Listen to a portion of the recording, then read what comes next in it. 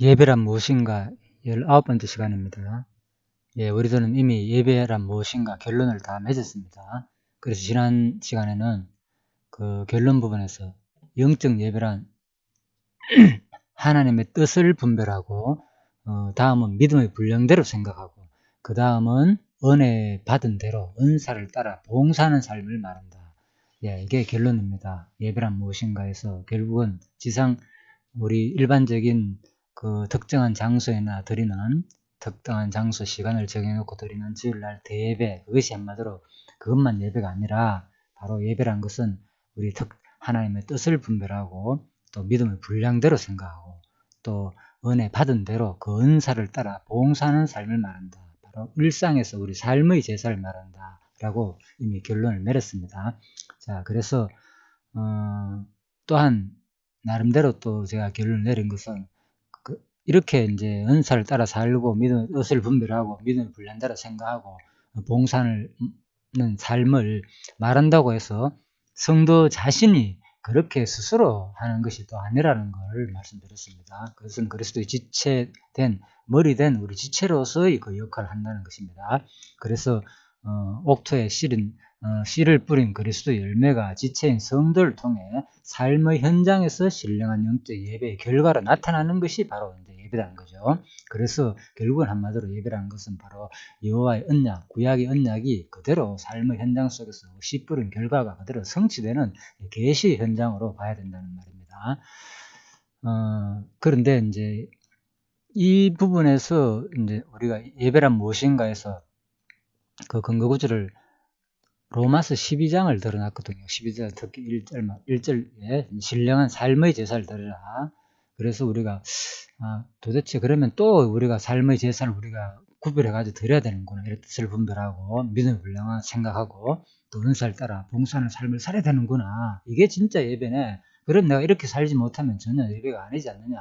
뭐 또 이렇게도 생각할 수 있고 또 이렇게 이런 내용들이 보면은 신약의 뭐 스승들이 거의 다 명령문으로 이래야 된다, 저래야 된다.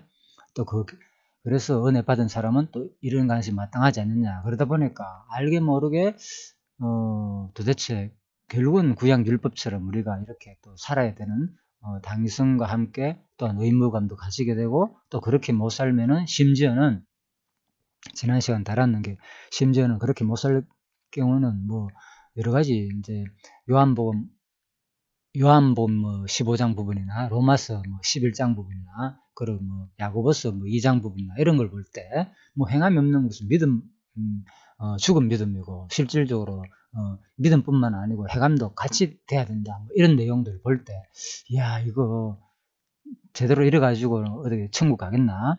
제대로 진짜 우리가 행함이 없는 생활 속에서 삶의 예배, 은사를 따라 봉사하지 않는 이런 삶을 살지 않으면 천국 가겠나? 이 정도까지 이제 심각한 문제로 나가게 된단 말입니다. 그래서 많은 사람들이 이 부분에서 실질적으로 상당히 이제 어려움을 겪고 있습니다. 이 부분은 얼마나 심각한지 어려워하는지 한번 살펴보겠습니다.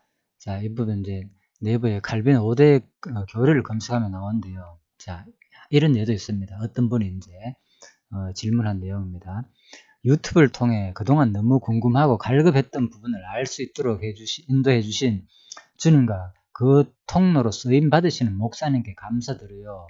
의도한 바는 아니었지만 칼빈 교리가 악마 교리라는 글과 영상을 보게 되었어요. 장로교에서 칼빈의 5대 교리를 바탕으로 구원을 믿고 있었는데 칼빈은 지금 그 교리로 말미암아 지옥에서 형벌을 받고 있고 그 교리로 인해 많은 사람이 구원을 이루지 못하고 지옥으로 떨어지고 있다는 거예요. 자, 칼빈이 교리 잘못 가르치다가 지옥 갔다고 어떤 목사가 설교했다는 말입니다. 그래서 그 말 듣고는 너무 혼란스럽습니다. 주님과 아주 친밀하게 기쁘게 생각하며 생활하고 있었는데 너무 무섭고 두렵습니다. 성도의 견인이 아니라 영접 이후 깨어 순종하고 회개하는 삶이 따르지 않으면 구원을 이루지 못한다 하니 너무 혼란스럽습니다. 목사님 도와주세요. 너무 두렵고 머리가 깨질 듯 복잡해요. 자, 이런 참 심각한 진짜 너무나도 힘든 이런 질문을 하고 있습니다. 자, 그래서 과연 어떤 사람들이 어떻게 이제 댓글 달는지 한번 볼까요? 뭐 댓글은 그렇게 많지는 않습니다. 한 7개 되는데요. 간단히 살펴보도록 합시다. 조회수는 상당히 많네요. 이제 900회가 넘을 정도니까요. 자, 어떤 분은 저는 이렇게 생각합니다. 어떠한 교류나 교파가 나의 중심의 나의 구원의 중심이 될 수 없습니다. 교류나 교파가 구원 중심이 될 수 없습니다. 그러나 우리가 어떤 교회나 단체에 속해 배움이 있는 한 그것들을 접하지 않을 수도 없습니다. 그것들을 배운다고 지옥에 갈까요? 지금 인터넷에 보니 그것을 배운 사람들은 무조건 지옥에 가는 것처럼 무분별하게 정죄하고 자기들이 이미 지옥으로 모든 사람을 보내놨더군요. 성경에서처럼 마지막 때의 미혹의 영이 얼마나 크고 많은지요. 할 수만 있으면 택하신 자들을 미혹한다. 할 만큼 인터넷이나 정보들은 무분별하고 방대한 정보들로 우리를 혼란케 합니다. 어제는 이게 맞다고 했다가 오늘은 이게 아니라고 잘못됐다고들 하죠. 그래서 우리는 혼란스럽고 더 나아가 믿음이 흔들릴 때가 있죠. 자, 아무튼 어떤 교리나 교파가 구원의 중심이 될 수 없으니까 너무 흔들리지 말라는 얘기인 것 같습니다. 자, 그리고 또 한 번은 우리를 헷갈리게 하고 흔들리게 하는 미혹의 영이 판을 칠 때 심플하게 가면 됩니다. 예수님을 사랑하면 됩니다. 내 마음과 뜻과 목숨과 힘을 다해 사랑하면 됩니다. 예. 그리고 그리스도의 사랑으로 내 이웃을 사랑하고 주님의 사랑과 복음을 전하면 됩니다. 주님을 진정 사랑하면 주님이 뜻하시는 대로 살게 될 것입니다. 회개하는 삶, 회개에 합당한 열매를 맺는 삶, 천국을 소유하는 삶, 매사에 흔들리기보다는 의와 평강과 희락을 소유하는 삶이 될 것입니다. 99가지의 거짓이 난무할 때 그것들이 진짜인지 가짜인지 구별하고 판단하는 것보다 한 가지의 진실을 바라봅시다. 그것이 어찌 보면 더 쉽습니다. 마지막 때에 일어날 일들은 이미 성경에 다 예언되어 있는 것이고 반드시 일어날 일들입니다. 하나님이 원하시는 것은 그런 마지막 때에 진정한 영적 예배를 드릴 수 있는 자들이 아닐까요? 이것이 맞다 저것이 맞다 쫓아다니기보다 내 마음을 주님 앞에 늘 준비하며 마지막 때를 대비해야 한다 생각합니다. 저도 두렵고 떨리고 혼란스럽지만 주님이 저에게 이런 마음을 주셔서 나눠봅니다. 모두 예수를 강하게 붙드는 분들이 되시길 바라며 살롬. 자, 아무튼 첫 번째, 두 번째 분들은 그래도 이제 예수님을 사랑하면 된다. 조금 긍정적으로 너무 어려하지만은 쪽으로 얘기하는 것 같습니다. 그렇지만 또 두 번째 분은 내 마음과 뜻과 목숨을 다해 사랑하면 됩니다라고 또 이렇게 또 부담 아닌 대단한 또 내용을 곁들여가지고 설명을 하고 있네요. 자, 세 번째 분입니다. 나옴이라는 분인데 저도 장로교에 7년 정도 다녔어요. 지금은 이사 후 옮겼다는 겁니다. 장로교에서. 자, 구역장님도 목사님도 성도의 견인에 대해서 가르쳤고요. 한번 택한 자는 끝까지 데리고 가신다고요. 자, 그때는 제가 신앙이 깊지 않아서 잘 몰랐고 하나님의 사랑이 그런 건가 보다 하고 생각할 정도였어요.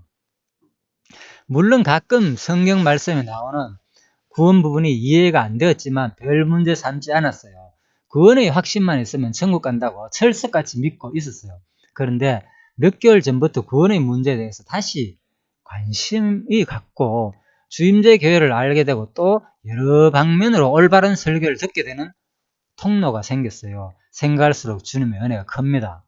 저도 저희 구역 식구들에게 똑바로 알려줄 수 있어서 감사하게 생각하고 있어요. 이제라도 진리를 알게 하신 하나님께 감사할 뿐입니다. 자, 이 부분은 7년 동안 장로교에 다니다가 이사 후에 옮겼는데 지금은 나름대로 이분이 다른 교회에 다니면서 오히려 이제 장로교에서 가르친 그죠? 구원이 확실된 교회가 아니다는 것으로 배워가지고 잘못 빼앗다는 것을 이제 알았다 그 말이네요. 그죠? 주임제 교회를 알게 되었고 그 얘기네요. 주임제 교회를 옮기부터 올바른 설계를 듣게 돼가지고 이제 너무나 감사하다. 주님의 은혜다. 자, 이제 바뀌었습니다. 결국은 자 이런 내용입니다. 또 한 사람 봅시다.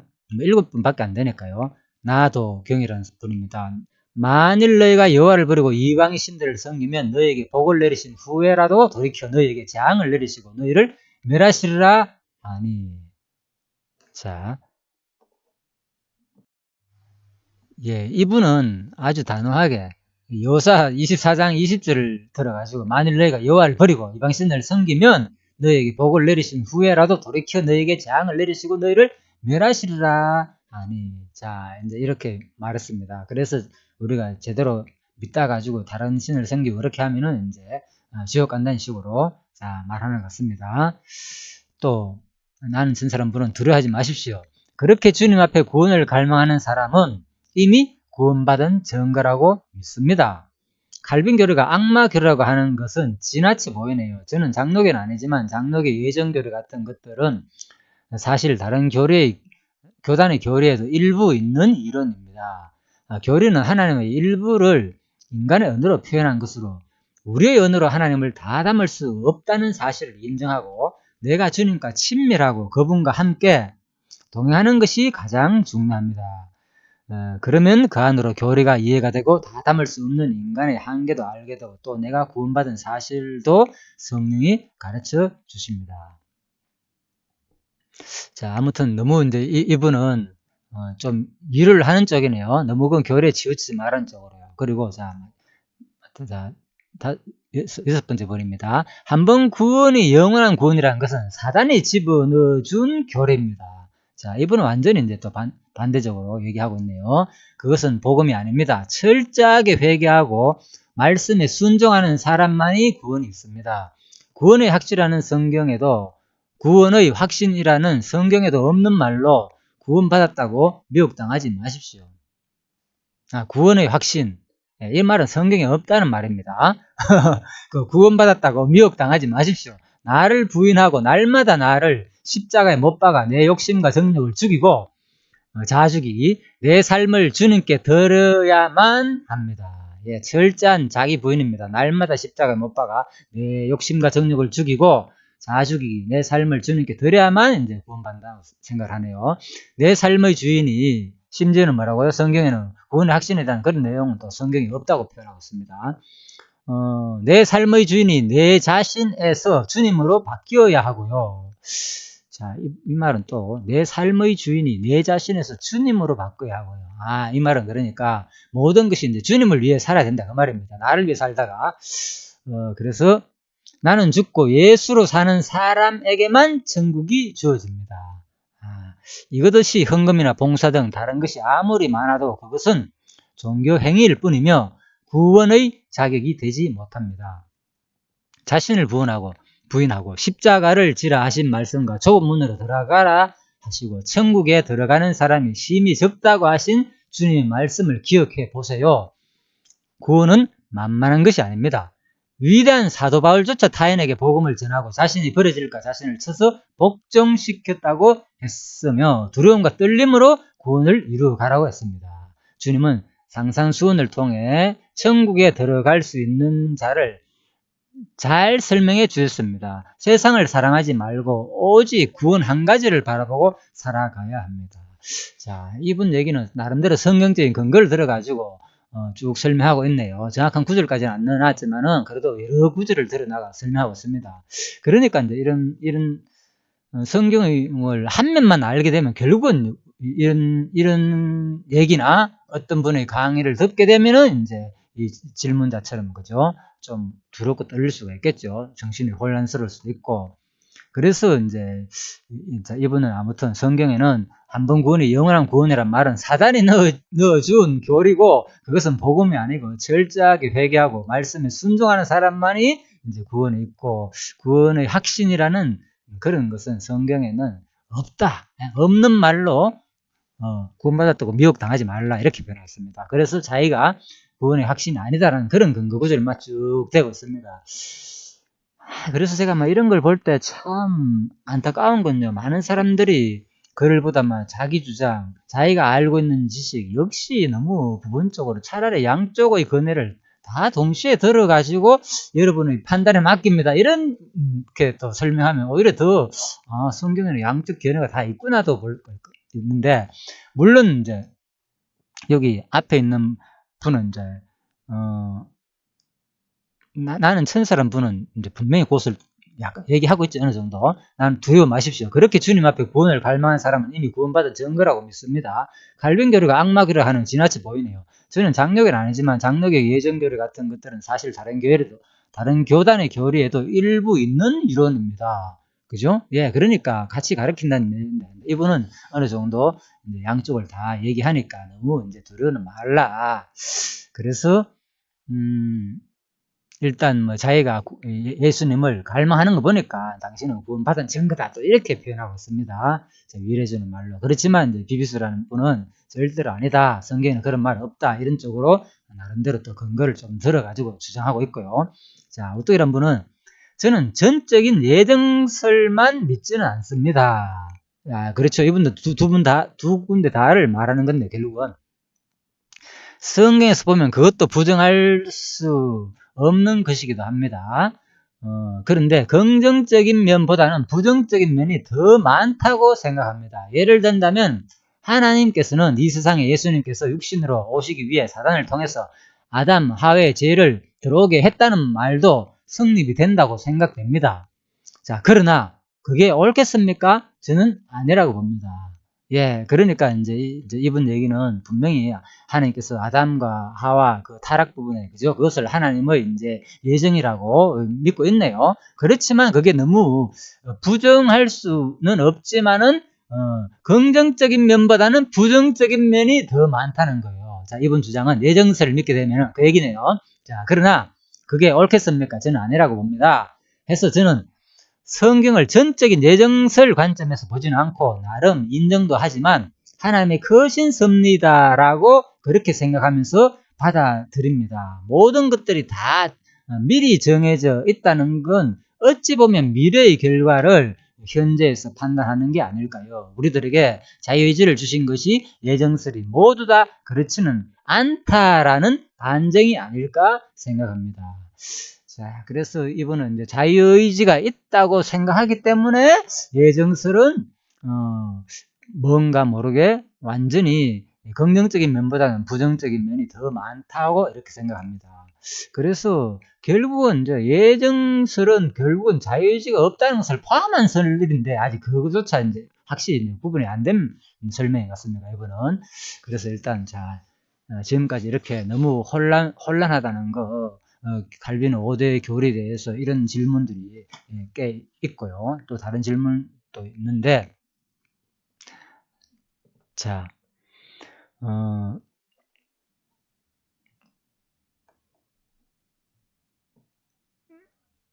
자, 그래서 우리가 이제 지금까지 이렇게 살펴봤습니다. 얼마나 지금 많은 사람들이 바로 특히 이제 성경에 나오는 뭐 예정 부분이라든지 하나님 절대 주권이라든지 그리고 또 인간이 해야 될 부분, 자유의지 부분 이런 것이 동시에 나오기 때문에 이게 결국은 이제 조금 일곱 분들의 그 견해를 살펴봤지만은 거의 다 물론 이분들이 뭐 자기 소개는 안 했기 때문에 그 가운데서 뭐 신학자, 목사, 뭐 교사 누가 있는지는 모릅니다. 정확한 판단은 모릅니다. 일반적으로 모르지만은 어쨌든 간에 이거는 분명합니다. 그리고 뭐 다른 것도 제가 보여드릴 수 있지만 그 신학 펀치라고 보면은 그런 프로그램이 있습니다. 그런 렌시 랭이라는 분이 나와가지고 어깨에 이제 고양이 인형을 가지고 그죠? 이제 사회를 보면서 하는 그런 프로그램인데요. 보면은 이제 한쪽에는 이제 일반 이제 통합적 목사입니다. 통합적 신학 교수가 나오고 한쪽에는 이제 보수주의 어떤 교수라든지 그런 분들이 좀 이름 있는 분이 딱 나가지고 막 두 분 다 한 사람은 어떤 또 믿음의 확신을 주장하고 또 이제 통합적 어떤 교수님은 아니다 절대로 그렇지 않다는 식으로 주장하고 평등한 교리 논쟁을 하는 자 그런 내용도 실제 영상에 찾아보면 있습니다. 그래서 지금 우리 이 신학계는요 우리뿐만 아니고 이게 뭐 우리나라 신학이 결국 우리나라 자체에서 그 연구가 전부 된 게 아니잖아요. 얼마 안 됐잖아요. 그러니까 수천 년 수백 년 동안 이미 이제 기독교가 우리나라는 고작 뭐 한 200년 오래돼봤자 그죠. 그러니까 이 정도밖에 안 됐고 여기 뭡니까 그래도 다른 외국에서 수많은 학자들이 이미 고민해왔고 교회사적으로도 이미 논쟁된 부분이 되고요. 뭐 칼빈만에도 그렇죠. 칼빈 이후에 바로 16세기잖아요. 그죠? 그리고 지금부터 벌써 400년 전에 벌써 이미 이 교리에 대해서는 뭐 알미니우스하고 논쟁이 됐고요. 그래서 얼마나 참 이 성경적으로 참 이게 어려운 부분인 줄 모릅니다. 그래서 우리 성경 신학을 하는 분들조차도 또 한면으로는 정확하게 이걸 무조건 하나님 절대 줄 거이다. 우리는 아무 의지도 없고 뭐 하나님 다 하신다. 뭐 이렇게 보다가 또 성경을 막상 또 대하고 읽어보면은 너무나도 많은 내용이 참 인간이 해야 될 부분 이러함에 따라 가지고 복과 저주에 내리시는 분으로 표현된 거 그죠? 또 수많은 명령문들 이래 해라 이렇게 하라 나오니까 도대체 이게 무슨 말인지 어떻게 볼 때마다 성경은 분명히 하나님이 다 하신다는 전제로 무조건 다 하나님 하시는 거야 이거 전부 다 하나님이 하는 거라 이거 우리가 하는 게 아니고 그렇게만 또 듣다가 막상 읽으면 결코 그 내용이 그렇게 안 보이거든요 솔직히. 그러니까 사람들이 참 어려워하기도 하고 그렇다고 그거를 구체적으로 조금 자세히 더 잘 설명하는 그런 것도 좀 부족한 것 같기도 하고 자 그렇습니다.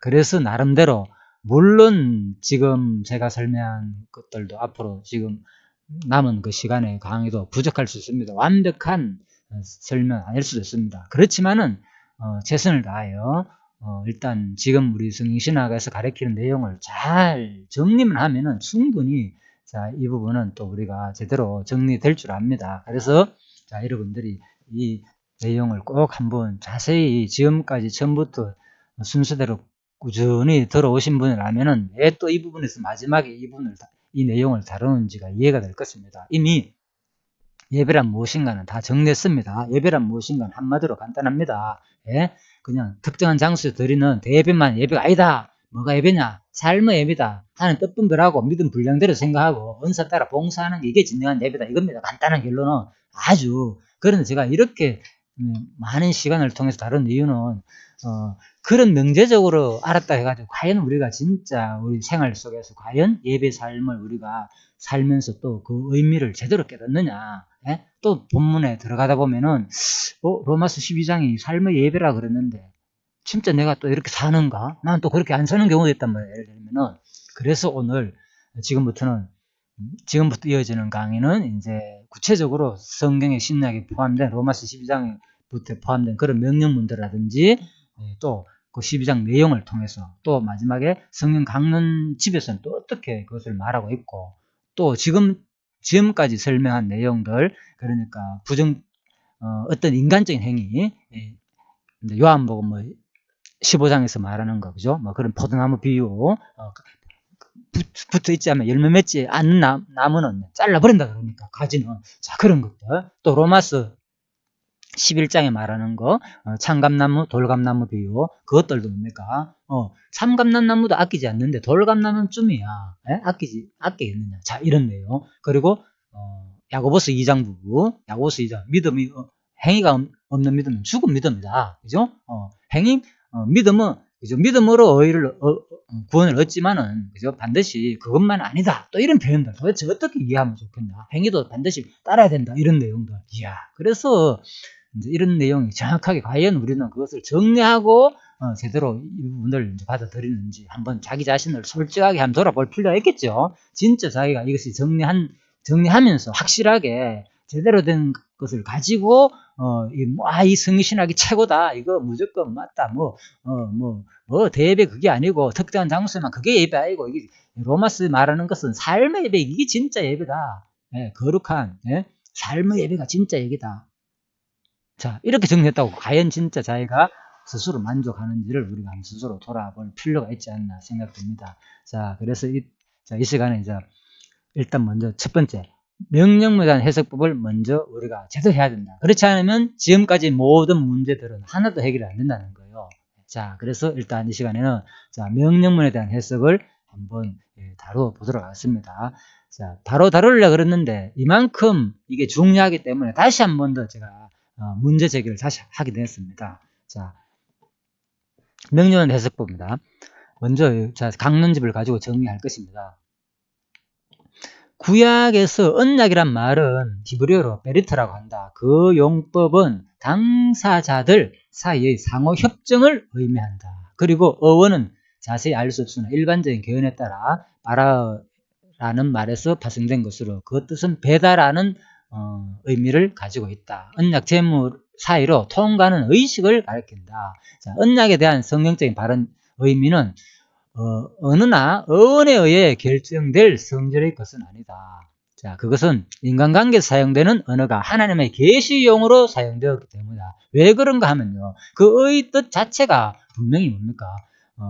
상호 협정을 말하기 때문에 베리트란 말이 그죠? 언약이란 히브리어 말이. 그래서 상호 협정 맞는데 분명히 자, 언약이니까. 그래서 어느나 어원에 의해 결정될 성질의 것은 아니라는 거예요. 그렇다면 뭐냐? 바로 이것은 인간관계에서 사용되는 언어가 하나님의 계시용으로 사용되었기 때문이다. 그래서 성경의 모든 용어들은요. 하나님이 어떤 분이신가를 드러내게 알려주기 위한 계시의 용어로 사용되는 거예요. 어떤 용어? 우리 인간들의 용어를 우리 인간들이 생각하는 그런 관념자를 끌어들여와 가지고 하나님이 우리한테 알려주는 용어로 하나님의 용어로 하면 우리는 뭐 알아듣습니다. 그래서 우리 인간적인 용어로서 우리가 아는 통상 일반적으로 쓰이는 단어를 가지고 하나님께서 이제 풀어가지고 설명해 준다는 말입니다. 자, 그러다 보니까 할 수 없이 이 똑같은 언약 메리트를 쓸 수밖에 없다 그 말입니다. 따라서 베리트라는 말은 인간과 인간 사이에 사용될 때는 서로의 동의가 있을 때 성립되는 것으로 이해된다. 맞잖아요. 상호협정 그랬잖아요. 베리트라는 말은 상호협정에서 어떤 배달한 뜻을 갖고 있다는 말입니다. 자, 그러나 주권자이신 하나님과 피동자이신 사람 사이에서 사용될 때는 바로 하나님의 단독적인 처리의 결과로 이해된다. 왜 그런가 하면요. 바로 주권자와 피동자 사이에는 언약을 맺는데 서로서로가 상호 어떤 협정을 통해서 서로 언약 제물 사이에 통과하는 의식을 통해서 그렇게 너와 나, 자, 이거 우리 언약 맺자 하면서 그렇게 맺을 수 없다는 거예요, 바로. 이걸 우리가 놓치는 거예요. 놓치는 부분이 바로 성경을. 하나님이 우리한테 언약 맺었다고 하니까, 아, 내가 행하면 복 주고, 내가 못 행하면, 저주를 받는구나. 예? 바로 모세 언약이 그렇잖아요. 행위 언약에 가니까. 네가 행할 따라 복과 저주의 말씀이잖아요.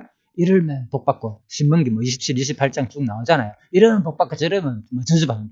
그러니까 우리가 생각하는 것들이 항상 똑같은 우리 언어로 하나님의 언약을 이해하는 데 문제가 있다는 거예요. 바로 우리는 어떤 존재냐?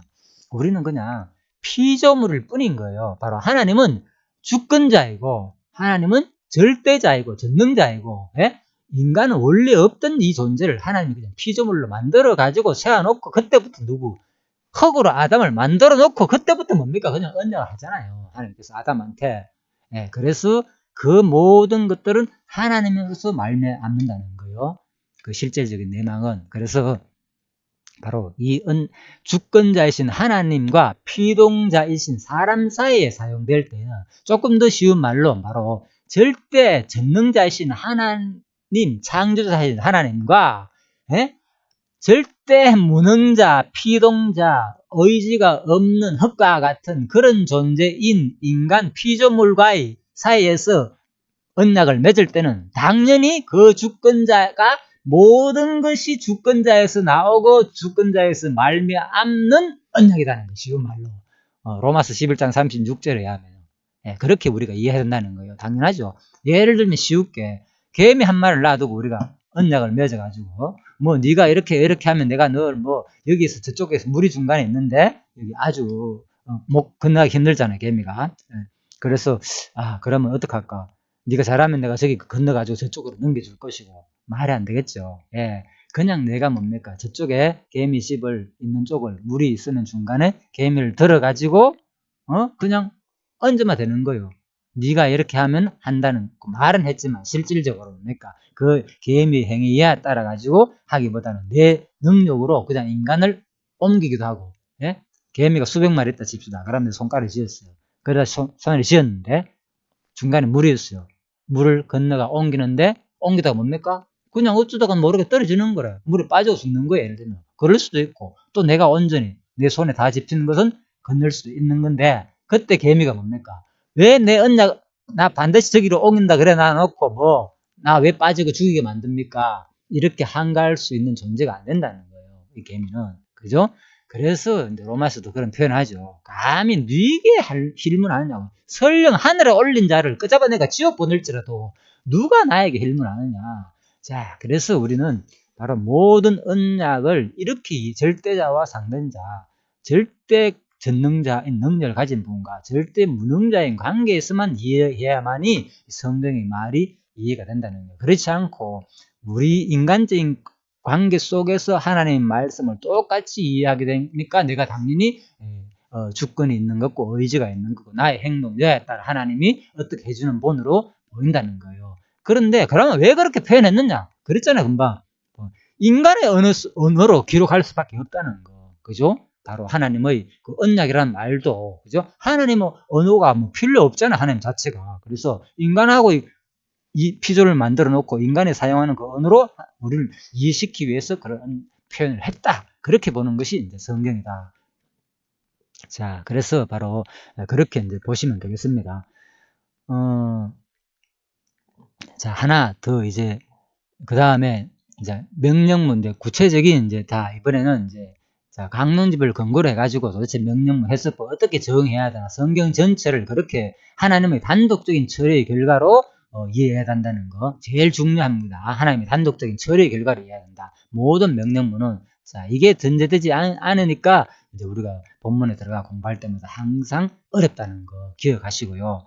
자 그리고 자 이번엔 자 다시 한 번 더 또 살펴보겠습니다. 다른 본문을 통해서 자 구체적으로 이제 역대상 21장 1절입니다. 사단이 일어나 이스라엘을 대적하고 다윗을 격동하여 이스라엘을 계수하게 하니라.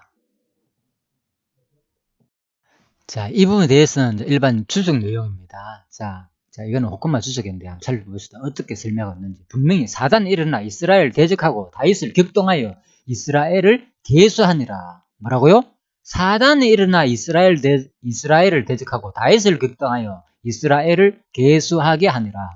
자, 이것은 뭔 말인가 하면요. 바로 다윗이 이제 자기가 나라가 세워지고 나니까 자기가 이제 어느 정도 지위에 오르고 나니까 마음에 어떤 교만한 마음이 생겼겠죠. 와, 내가 이 정도까지 올렸구나. 도대체 우리나라 군사가 얼마나 많은가 한번 살려보자. 이래 됐는 거예요. 그래서 이제 요압한테 자기 군장한테 뭐 인구를 조사하라 명령도 하고 하잖아요. 그런데 그것은 뭐냐 바로 사단이 일어나 이스라엘을 대적하고 다윗을 격동하게 해가지고 이스라엘을 계속했는 거예요. 실제적으로는. 예. 그래서 이제 요압이 그 군장이 반대했지만은 그죠? 왜 하느냐고 이거. 그래가지고 대충 뭐 인구조사도 제대로 안 했다고 나오지만은 그죠? 실질적으로는 그런 것들은 직접 다윗이 이제 인구조사를 해가 하나님께 벌을 받지만은 그죠? 그것 때문에. 그런데 결국은 바로 이것은 뭐냐? 사단이 일어나 근본적으로는 이스라엘을 대적해가지고 다윗을 격동하게 해가지고 이제 이스라엘을 계수하는 마음을 줬다 그 말입니다. 자 여기에 대해서 학자들도 분명히 그렇게 해석하고 있습니다. 본맥은 내용상 사마 24장과 일치하고 있으나 많은 차이점을 발견된다. 즉 사마 24장에서는 다윗을 격동케 한 주체가 하나님으로 기록되어 있는 반면 본절에서는 그 주체가 사단으로 기록되어 있는 것이다. 자, 분명히 그렇죠. 그래서 사마 볼까요? 24장 1절. 여호와께서 다시 이스라엘을 향하여 진노하사 저희를 치시려고 다윗을 감동시키사 가서 이스라엘과 유다의 인구를 조사하라 하신지라. 그렇죠. 분명히 이것은 주어가 여호와죠. 근데 여기는 사단이라고 나옵니다. 그래서 뭔가 모르게 좀 차이가 있다 그 말인 거예요. 자, 일단은 봅시다. 이에 대해 혹자는 사마 24장의 기록이 잘못된 것이라고 주장한다. 자, 그리고 이제 랭게 같은 사람 유명한 학자입니다. 그러나 이러한 생각은 유대인의 신관에 비추어 볼 때 잘못된 추측이다. 왜냐하면 성경은 하나님께서 사단의 활동을 허락하실 때야 비로소 사단은 활동을 개시할 수 있는 것이라고 말하고 있기 때문이다. 욥기 1장 12절, 자, 그리고 3상 26장 19절.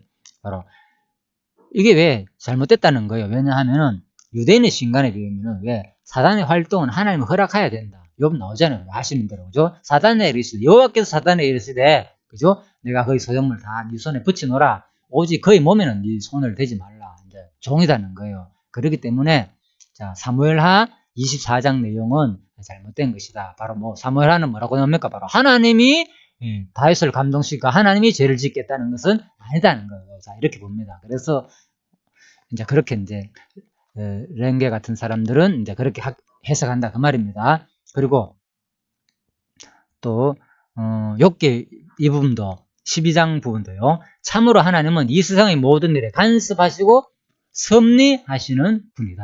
자, 욥기 12장 한번 볼까요? 23절. 만국을 커지게도 하시고 다시 멸하기도 하시며 열국으로 광대하기도 하시고 다시 사로잡히기도 하시며 만민의 두목들의 총명을 빼앗으시고 그들을 길없는 거친들로 유리하게 하시며 주께서 물의 경계를 정하여 넘치지 못하게 하시며 다시 돌아와 땅을 덮지 못하게 하셨나이다. 여호와께서 샘으로 골짜기에서 솟아나게 하시고 산 사이에 흐르게 하사 들의 각 짐승에게 마시우시니 들짐승들도 해갈하며 공중의 새들이 그 가에서 깃들이며 나무가지 사이에서 소리를 바라는도다. 제가 누각에서 산에 물을 주시니 주의 행사의 결과가 땅에 풍족하도다. 제가 가축을 위한 풀과 사람의 소용을 위한 채소를 자라게 하시며 땅에서 식물이 나게 하시고, 자, 많기 때문에, 자, 노란 것만 제가 읽겠습니다. 여호와께서 달로 절기를 정하시며 해는 지는 것을 알도다. 자, 또 사자가, 젊은 사자가 그 잡은 것을 쫓아 부르짖으며 그 식물을 하나님께 구하다가 해가 돋으면 물러가서 그 굴혈에 눕고 사람은 나와서 노동하며 저녁까지 수고하는도다.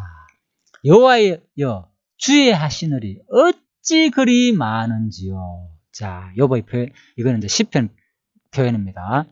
시편, 욥이 아니고 시편 표현입니다. 104번부터는. 자, 주께서 지혜로 저희를 다 지으셨으니 주의 부요가 땅에 가득하나이다.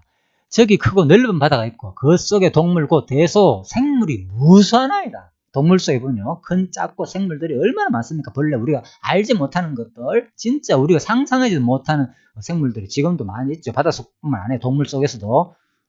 자, 바닷속, 그 속에는 바다 깊은 바닷속 동물이 아니고 바닷속요. 자, 선적이 거기 다니며 주의 지으신 악어가 그 속에 노나이다. 이것들이 다 주께서 때를 따라 식물 주시기를 바라나이다.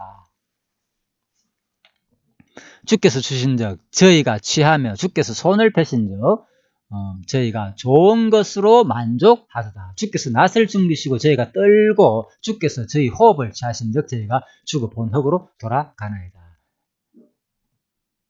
자, 그리고 자, 이것만 읽으면 나겠습니다.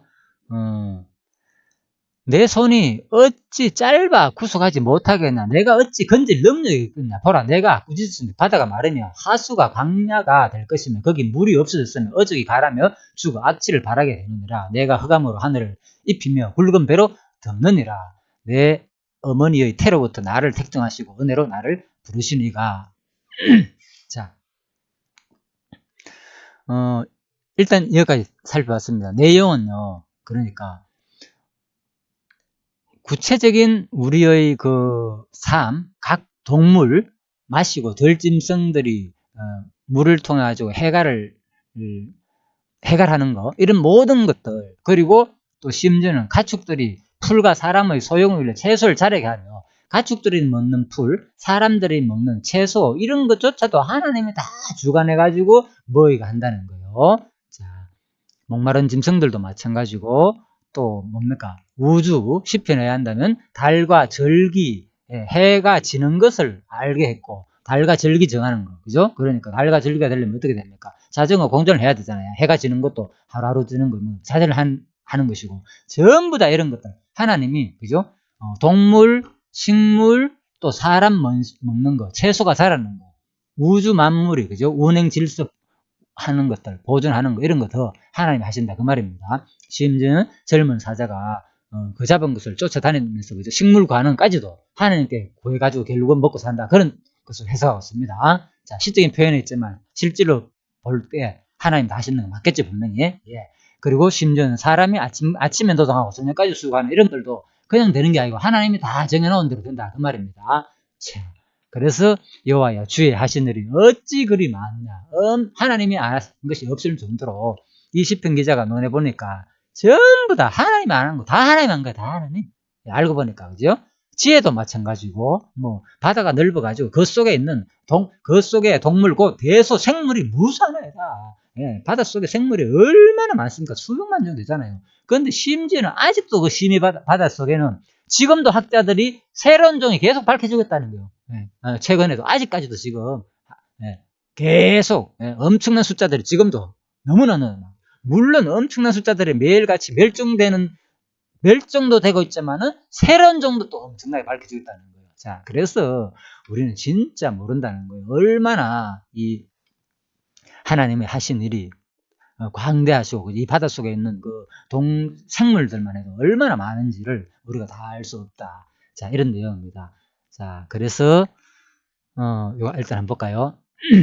그러나 이제 자, 사무엘하 24장은 바로 이러한 섭리적 차원에서 다윗을 격동하게 하신 주체가 하나님이었다고 기록한 것이다. 어쨌든 간에요. 자, 그러나 반면에 본문은 하나님의 섭리에 움직여지는 결과적 측면에서 그 주체를 사단으로 기록한 것 뿐이다. 그렇죠? 하나님이 했느냐, 사단이 했느냐, 이렇게 보니까 서로 이제 상반되는 역대상 내용하고 사무엘하 내용하고 뭔가 상반되지 않느냐, 이러니까 그 말이 아니고 하나님 섭리에 움직이지는 결과적 측면에서 그 주체를 사단으로 기록한 것이다. 자, 이렇게 해석하고 있습니다. 그래서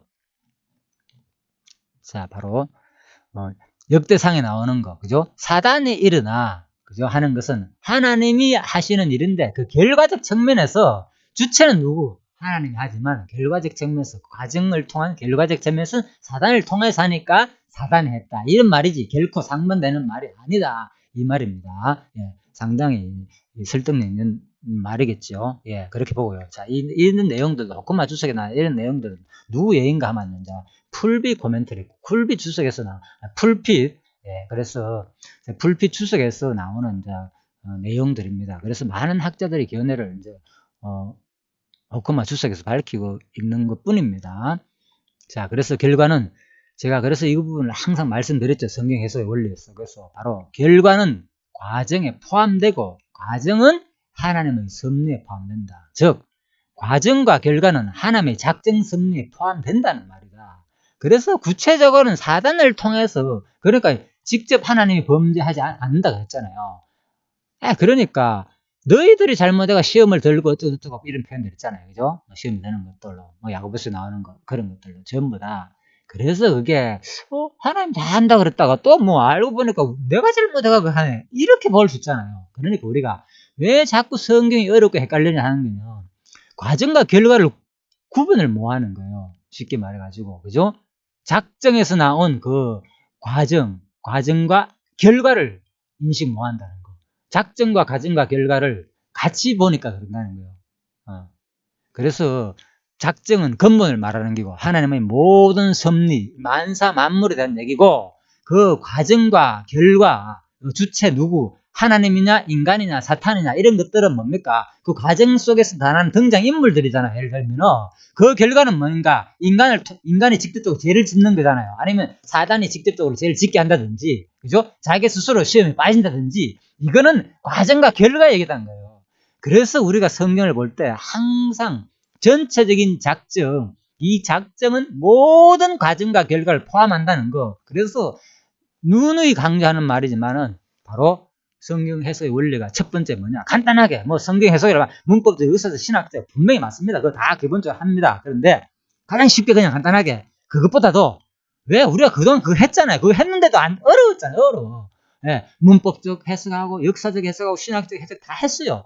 하는데도 불구하고 어려워. 성경은 보면 볼수록 그래도 또 문법적 나름대로 보면 봐라 이거 인간이지 않느냐 이거 봐라 하나님이 하게 했는지 아니냐 아니다. 인간의 행위에 따라 심판을 하는 데 있지 않느냐. 막 이렇게 나오니까 오늘 봤잖아요. 그 내용. 예? 인간의 구원에 대한 확실성 문제도 많은 사람들도 의견도 분명하잖아요. 아니다.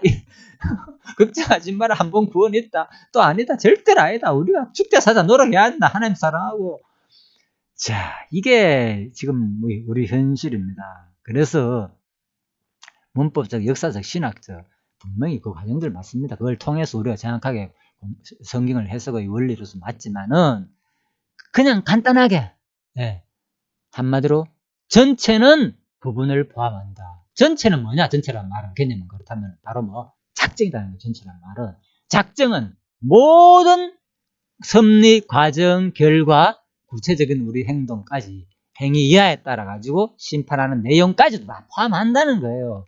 그래서 꼭 이걸 잊어버리는 순간 아무리 뭐 문법적 문맥을 잘 생각해보니까 맞다 봐라 이 문맥 봐라 이거는 문법적 해석이라 문맥을 해석한다. 위에 상위 주제 앞에 뒤에 다 문맥을 살펴보니까 맞나 이거는 결국은 사단이 했는 건데 그것은 주체는 하나님이 하는 거네. 그죠? 그래서 이거는 과정과 결과를 말하는 거다. 분명히 맞죠. 그렇지만 또 어떤 부분은 인간이 해야 된다 그랬다고 어떤 거는 하나님이 하신다는 거 너의 행위에 따라가 심판하는 부르는 나르고 또 아니다. 하나님 언약이 우선이다. 이런 내용도 나오니까 막 섞여가 나오니까 힘들다는 겁니다. 그래서 항상 간단하게 전체 하나님의 작정은 모든 내용을 포함한다. 모든 과정과 결과와 성경 기록에 대한 모든 그 과정들, 결과, 행위 이하에 따라 심판하는 어떤 내용이든지 그것을 포함한다고 생각하시고 성경을 보면은 그때부터 성경이 해석되기 시작할 것입니다. 드디어 하나씩 풀어지게 될 것입니다. 그것을 잊어버리면 아무리 이걸 공부하더라도 끊임없이 또 볼 때마다 부닥치고 어렵고 자 그래서 지금까지는 자 이제 바로 성경의 그 명령문에 대한 해석법을 대해서 제가 어떻게 했을 거냐. 바로 언약, 그죠? 이것은 뭐 절대자와 상대자의 개념 속에서 이것은 한마디로 뭐냐. 하나님의 모든 명령은 성경에 나오는 명령은 제가 지금 전체는 부분을 포함한다는 이 말과 같은 말입니다. 모든 말은요. 바로 여기서 나온 말입니다. 바로 하나님의 단독적인 처리의 결과이다. 결과라고 했잖아요. 결과. 모든 과정, 언어에 대한 모든 내용들, 언어뿐만 아니고 언약, 그죠? 할 것 없이 수많은 용어들 다 하나님의 단독적인 처리의 결과로 나타나는 거예요. 무엇인가에 나오는 거에 38가지 그 항목들, 예? 뭐 예배란 무엇인가, 뭐 찬송이란 무엇인가, 제가 두 가지를 구체적으로 다뤘지만요. 먼저 뭐 표적이란 무엇인가부터 시작해서 세 가지를 했네요. 다뤘지만은 바로 그것은 뭐냐? 전부 다 하나님의 단독적인 처리의 결과라 봐야 된다. 예? 그래서 예배도 바로 예배의 주체자도 우리가 아니고 뭐라고요? 예. 우리 머리 대신 그리스도다. 찬송도 마찬가지죠. 결론은 우리가 주체가 아니고 그래 그리스도에 속한 나로서 마지막에 그리스도와 함께 머리 대신 그리스도와 함께 영원히 하나님을 찬양하는 것이고 또 예배도 마찬가지고 자 그렇게 결론 내렸잖아요. 우리가 영적 예배란 무엇인가. 자 다시 한번 볼까요? 자 결론에서 마지막 이미 우리는 결론 다 끝냈습니다. 자 결론적으로 신약 시대 예배란 무엇인가? 자, 실체적인 삶을 말한다. 그렇죠? 성도의 실제사. 그런데 바로 구약 시대의 의식과 형식에 따른 제사는 예수 그리스도께 드리신 영원한 제사의 모형과 그림자이다. 그래 대예배가만 예배가 아니라는 거죠. 이건 하나의 아주 작은. 자, 그래서 그러므로 신약 시대 신령과 진정으로 드려야 할 산제사, 곧 영적 예배는 성도들이 예수 그리스도의 몸된 지체가 되어 그 영원한 제사에 동참하여 생활하는 실제적 삶인 것이다. 예, 주체가 우리가 아니라니까요. 예수 그리스도의 몸된 지체가 되어 성도들이 그 영원한 제사에 동참하는 거예요. 우리는 지금. 그렇죠. 예, 잊어버리면 안 됩니다. 그래서 모든 것들은 찬송도 마찬가지고 우리는 그분의 지체에 동참하는 찬송이지 예배도 동참하는 예배지요. 내 단독적으로 모든 것이 되어질 수가 없다. 그래서 성경에 나오는 로마서 12장부터 16장까지 성도의 거룩한 삶, 구체적인 거, 이 모든 예배 생활도 예? 전부 다 뭐냐? 내 스스로 되는 것이 아니고 바로 하나님 머리 대신 하나님에 의한 뜻을 분별이 됐을 때 그 하나님 머리에 의한 뜻으로 분별이 되니까 그 하나님이 주신 생각만큼 믿음의 분량대로 생각하게 되고 그 다음에 또 하나님 머리 대신 그리스도께서 힘이 되어가지고 근본 힘의 이 몸의 근본 힘이 되어가지고 오른손 왼손에 대한 각자에게 주신 은사만큼 봉사하는 삶을 사는 것이 바로 우리의 영적 삶의 제사다는 거예요. 우리가 그것을 우리가 느끼고 확인해야만 된다는 거예요. 이게 진정한 예배지. 예? 이걸 떠나가 내 단독적으로 내가 내 하나님 뜻 분별하고 믿음의 분량만큼 생각하고 맞아 이게 내가 은혜 따라 이제 살아야 되네 이렇게 하는 그 순간부터 또 뭡니까? 내 혼자 이제 홀로 예배가 되는 거죠. 그때만큼 안 되면 스트레스 받고 되면 자기 잘났다 자랑하고 예? 또 남한테도 안 하면은 저거밖에 뭐해? 또 잘하면은 칭찬하면서 막 이제 이렇게 되는 거죠. 뭐 그게 뭐 칭찬 우리가 하고 뭐 건강하는 게 잘못된다는 말이 아니고요. 다 우리 삶 속에서는 필요하지만 바로 근본을 잊어버리면 안 된다는 거예요. 바로 근본은 우리 영적 예배라는 것은 오직 머리 대신 그리스도로 말미암는 그리스도에 한 종속된 삶을 살아가는 것을 우리 생활 통해서 뜻이 분별 때도 하나님 감사합니다. 이게 하나님 뜻이군요. 이런 생각을 주시는군요. 하나님의 생각이 나를 뭐가 지금 올바른 지금 거룩한 성도의 삶인지 내 오늘 하루 이 순간도 지금 내 모습이 당장 이 순간 지금 내가 뭐하고 있는지 이게 거룩한 성도의 삶의 뜻인지 아닌지 분별할 수 있는 것을 주신 하나님 감사합니다. 그게 분별되는 순간 영적 예배가 드려지겠죠. 그 다음에 믿음의 분량대로 생각하는 거. 자, 하나님께서 지금 그 마음을 줘가지고 믿음의 분량을 주지 않았는데 그 분량 말고 자기가 이거 하고 싶다 저거 하고 싶다 막 욕심내가지고 하는 그 생각이 없어진다는 거예요. 그래서 믿음의 분량대로 주시는 생각은 뭡니까? 항상 기뻐하고 범사에 감사하고 오직 하나님만 생각하면서 세상에 주어지는 모든 과정, 내 두 눈 앞에 보이는 모든 현상들이 무엇으로 보이는 거? 하나님이 주시는 환경과 저분도 마찬가지고 저 사람도 마찬가지고 전부 다 오늘 전부 다 나에게 주어지는 내 앞에 있는 모든 삶의 모든 현상들이 하나님이 주신 하나님의 절대 주권에 의해 가지고 되어지는 형상들이구나라고 생각하는 거 그것이 뭡니까? 바로 그게 느껴진다면 그 사람의 믿음의 분량인 거예요. 그죠? 그런데 그것을 100으로 보느냐 90으로 보느냐 80으로 보느냐 아니면 10밖에 못 보느냐 그게 하나님이 주신 믿음의 분량이라는 거예요. 그렇게 분량만큼 생각할 수밖에 없다는 거 그걸 우리가 인식해야 된다는 거. 그 다음에 바로 은혜에 따라 은사 따라 봉사하는 삶은 뭐냐 그러니까 자기가 70의 분량이 생기면 내 삶의 모습도 나에게 이런 은사를 줬구나 이러니까 자기 생활 속에서 제가 지금 내가 이 순간 지금 내가 하나님이 주신 그 하나님의 뜻을 분별하고 이제는 지금 이 순간 내가 육신의 소욕 생각보다도 하나님의 뜻대로 살고 싶은 생각이 들고 뜻이 분별됐고 다음에 그렇다면 믿음의 분량대로 생각해보자. 그렇다면 내가 내 믿음이 뭐지? 그것은 다른 게 아니고 따로 어떻게 생각한다고 생각되는 게 아니고 지금 이 순간 자기가 하고 싶은 만큼 지금 이 순간 주신 그 믿음 따라 가지고 그대로 행동을 옮기가 사는 그 자체가 지금 오늘 뭡니까? 하나님 주신 믿음의 분량대로 생각하는 삶이라는 거예요. 그런데 그 삶은 어떻게 살아나? 네 은사 따라 살아는 거예요. 은사 따라 가지고 각자가 잘할 수 있는 은사 따라 가지고 지금 주신 그 은사 따라 가지고 그 일을 하며 살면 된다는 거예요. 그 일은 반드시 바뀔 수 있습니다. 이것은 절대적인 게 아닙니다. 그 하나님이 주신 생각이 바뀐다 뿐이지 그 봉사하는 삶은 다양한 형태로 나타납니다.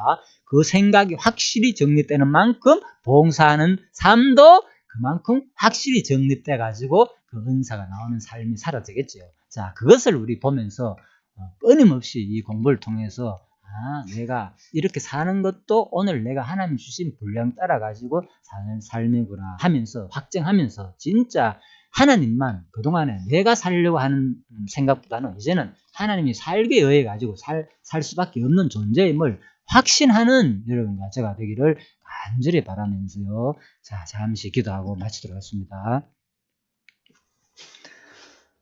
하나님 아버지 참으로 감사합니다. 이렇게 저희들은 지금 세상에 너무나도 많은 사람들이 진짜 진리가 무엇인지 진짜 구원의 확신이 있는지 없는지 성경 내용을 보니까 너무나도 모든 것이 하나님의 뜻대로 된다는 말도 있고 하나님이 반드시 우리를 구원한다는 말도 있고 그렇지 않다. 너희 행위에 따라 가지고 나는 한다. 심판하는 그런 내용들도 너무나도 많이 있습니다. 그래서 참 많은 사람들이 이 시대에 어려워하고 있습니다. 그러다 보니까 도대체 하나님의 존재와 속성을 발견하기보다는 참 내가 어떻게 하면은 천국에 가느냐 못 가느냐 거기에 많은 사람들이 관심을 가지고 살게 됩니다. 그러다 보니까 또 그쪽으로 사는 사람들은 나름대로 살기 위한 고통과 스트레스와 힘든 어려운 부분도 있고, 또 그렇게 못 사는 사람들은 살지 못하는 데 대한 좌절과 실망과 나름대로의 고통 속에서 사는 사람도 있습니다. 하나님 아버지, 이러한 현실 속에 있는 저희들의 모습을 하나님께서 긍휼히 여겨주시고 이 시대에 이런 진리의 보화의 말씀을, 이 성경 신학을 저희들에게 깨닫게 하셔서 참으로 성경이 올바르게 무엇인지, 오직 성경은 바로 이것이다라는 것을 확실히 성경 내용을 통하여서 다시 한 번 더 정리하면서 나아갈 수 있는 저희들로 삼아주심을 감사드립니다. 아직도 우리는 과정 속에 있습니다. 이 땅에서는 어느 누구도 완벽하고 온전한 사람이 없을 줄 압니다. 우리는 오직 그 진리의 말씀을 붙잡으러 나아가는 과정에 있을 줄 압니다. 하나님께서 저희들이 더욱더 그 진리를 향하는 마음 변하지 말게 하시고, 비록 부족한 과정에 있을지라도 점점 더 오직 성경이 무엇인지, 참으로 진리가 무엇인지만을 추구하는 마음으로 이 마음 변하지 말게 하시고 끊임없이 하나님 말씀만 통하여서 정립할 수 있는 저희들로 삼아주시기를 간절히 바라며 모든 것을 감사드리며 예수님 이름으로 기도드리옵나이다. 아멘. 예, 수고하셨습니다.